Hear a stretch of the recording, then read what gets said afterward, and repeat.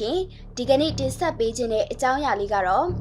အာဖဂန်နစ္စတန်ပြန်လည်တည်ထောင်ရေးမှာရှုံးနိမ့်သွားတဲ့အမေရိကန်ရဲ့အကြောင်းကိုတင်ဆက်ပေးခြင်းပါတယ်။အမေရိကန်ကနိုင်ငံတော်တော်များများကိုချုပ်ကင်လွှမ်းမိုးထားနိုင်ပေမဲ့အာဖဂန်နစ္စတန်ကိုတော့ဘလို့မှမထိန်ချုပ်နိုင်ခဲ့ပါဘူး။ဒါဆိုရင်ဘာကြောင့်ထိန်ချုပ်လို့မရခဲ့သလဲ။ဘာကြောင့်ပြန်လည်တည်ဆောက်လို့မရခဲ့သလဲဆိုတာကအတော်စိတ်ဝင်စားဖို့ကောင်းပါတယ်။2001ခုနှစ် 9/11 အပြီးမှာအမေရိကန်တွေက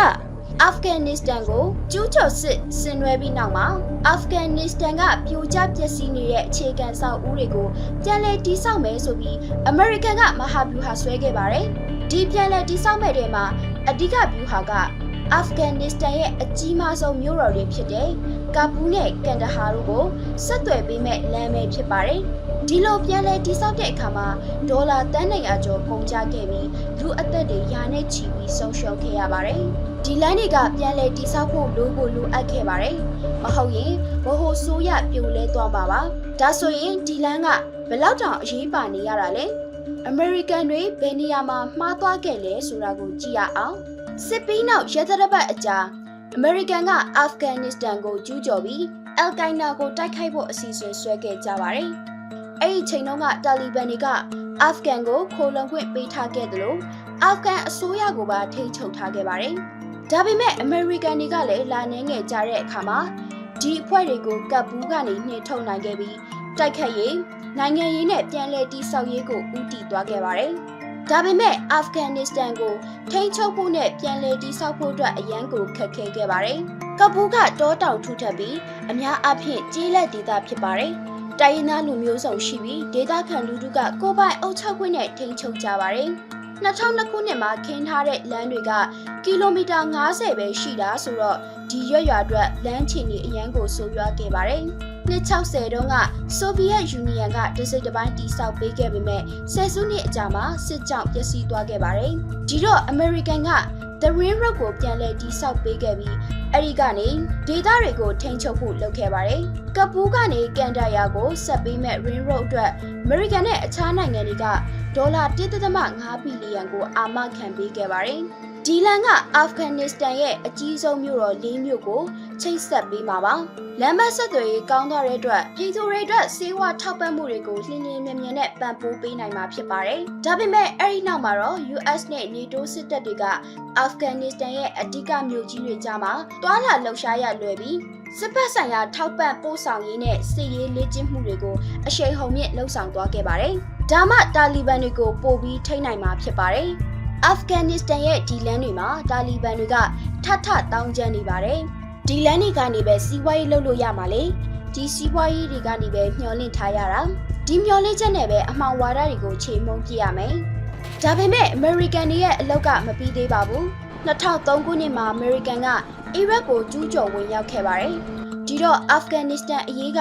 ဒုတိယနေရာဖြစ်လာခဲ့ပါတယ်။ရန်ပုံငွေပြန်လည်တည်ဆောက်ရေးအရင်းမြစ်နဲ့အတွေ့အကြုံရှိတဲ့ခေါင်းဆောင်တွေပါဝင်တဲ့စစ်ဗိုလ်ချုပ်တွေနဲ့တန်တမန်တွေကိုအီရတ်စစ်ပွဲထဲထည့်ပစ်လိုက်ပါတယ်။နှင်းနှဲငယ်ကြတဲ့အခါ Ring Road ကိစ္စကမပြီးသေးပေမဲ့ပြန်လည်တည်ဆောက်ရေးအတွက်ရန်ပုံငွေဒေါ်လာ 1.2 ဘီလီယံကိုဖျက်တောက်ပစ်လိုက်ပါတယ်။အမေရိကန်ကအီရတ်ကိုသိမ်းပိုက်ထားတာကြောင့်အီရတ်ကတာလီဘန်တွေကိုပြန်လည်ဝင်ရောက်ခွင့်ပေးလိုက်တော့အီရတ်မှာတာလီဘန်တွေကထကြွလာပြန်ပါတယ်။ဒီတော့အမေရိကန်နဲ့တာလီဘန်တွေကထိပ်တိုက်ရင်ဆိုင်လာရပါတော့တယ်။2004ခုနှစ်ကနေ2009ခုနှစ်အတွင်းဒေသတွင်းမှာတာလီဘန်တွေရဲ့လှုပ်ရှားခဲ့ပုံကိုကြည့်ပါတစ်နှစ်ပြီးတစ်နှစ်ကြီးထွားလာခဲ့ပါတယ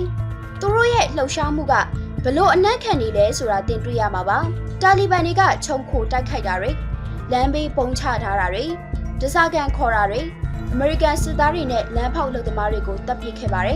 2008ခုနှစ်မှာတော့တာလီဘန်တွေကတပ်ဆုတ်သွားခဲ့ပါတယ်အထူးသဖြင့်ကပူးနဲ့ကန်ဒါဟာတောင်ဘက်နဲ့အရှေ့ဘက်အဝေးပြေးလမ်းတွေမှာတာလီဘန်ရဲ့တောင်းကျမ်းမှုတွေညှိတက်သွားခဲ့ပါတယ်။အာဖဂန်နစ္စတန်ကမရှုံးပေမဲ့နှစ်တော်ကြာအောင်နောက်ပြန်ဆုတ်သွားတယ်။အစိုးရဖြုတ်ချခံရမဲ့ချင်းချောက်မှုမျိုးမရှိပေမဲ့တာလီဘန်တွေကအတော်လေးအရှိန်ရလာပါတယ်။အထူးချုပ်ပြောရရင်ဒီနေထားကလည်းရေရှည်တည်တတ်မှာမဟုတ်ပါဘူး။2009ခုနှစ်မှာသမ္မတဘာရက်အိုဘားမားကအာဖဂန်စစ်ပွဲမှာပြန်လည်ပါဝင်ဖို့ဆုံးဖြတ်ခဲ့ပါတယ်။ The Surge လို့ခေါ်တဲ့တပ်ဖွဲ့ဝင်ထောင်ပေါင်းများစွာကိုဆေလွတ်ခဲ့ပါတယ်။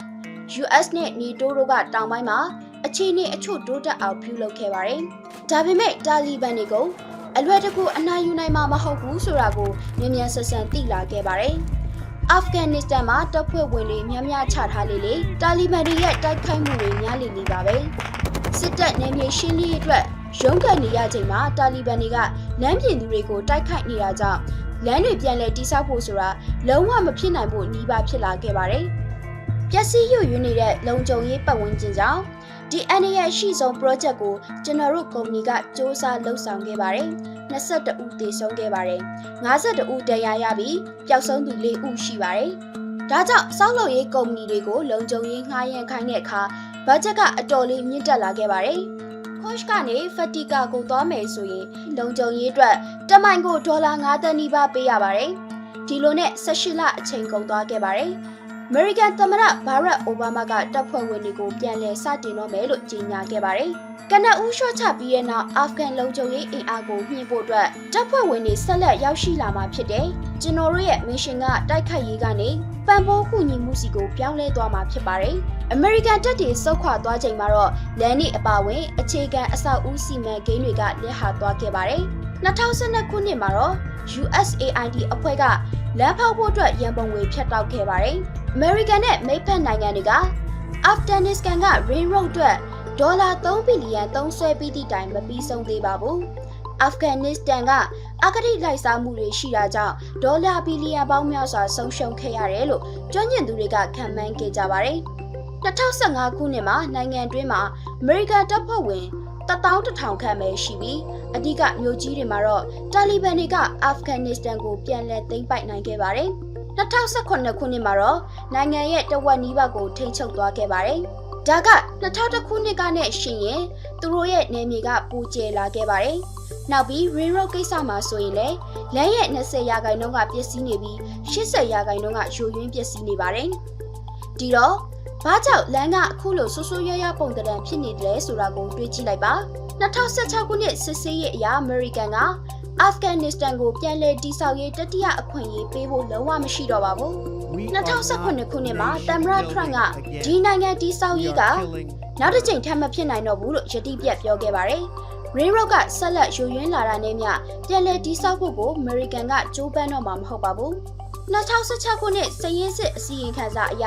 အဲ့ဒီလမ်းကပြန်ပြင်လို့လုံးဝမရတော့ပါဘူး။ယနေ့ထက်တာယိုယွင်းပျက်စီးမှုတွေနဲ့ဆက်လက်တည်ရှိနေမှာပါ။ဟုတ်ကဲ့ဗီဒီယိုလေးကိုဒီနားမှာပဲအဆုံးသတ်ခွင့်ပြုပါ။ကြိုက်နေတဲ့ဆိုရင်တော့ like and share လေးလုပ်ပေးဖို့မမေ့ပါနဲ့နော်။ကျေးဇူးများတင်ပါတယ်ရှင်။